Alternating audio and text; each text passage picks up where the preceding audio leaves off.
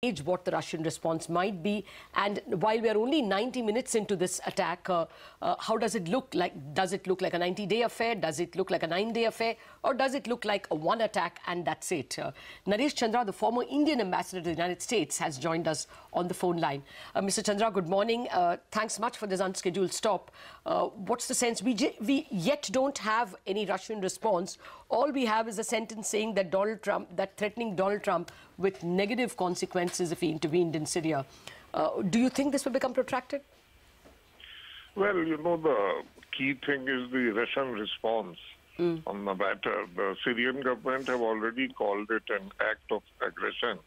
I'm sure they are very actively engaged with their Russian associates, but that we have to wait for. As far as Mr. Trump's decision is concerned, I think it is a review of his earlier policy. You know, the policy of isolation has limits because circumstances happen outside, to which if the United States does not make a response, it does not reflect well either on the government or on the incumbent in the White House. As you know, Mr. Trump has been under attack of having been over-friendly with the Russians, and that the Russians have helped him win the election. These are serious allegations which had also resulted in a fall of his popularity ratings in the U.S. I'm sure that trend will get reversed now. And even the Russians know how far they can push Donald Trump. The other factor is the response that China takes, because, you know, China is also watching, and there have been hot words exchanged between the two governments with regard to the Taiwan issue in the South China Sea.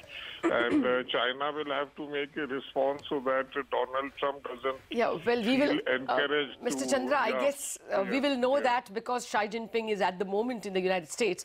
But, I mean, just to stick to the Syrian issue, you know, when a question was put to the UN envoy Vladimir Safronkov, the Russian envoy in the US, what will be the response if President Trump launched attacks in Syria, he had said, think about negative consequences. And when he was asked what negative consequences, he said, look at Iraq, look at Libya. So, I mean, do you think that this is an Iraq moment that US has gotten and can't get out?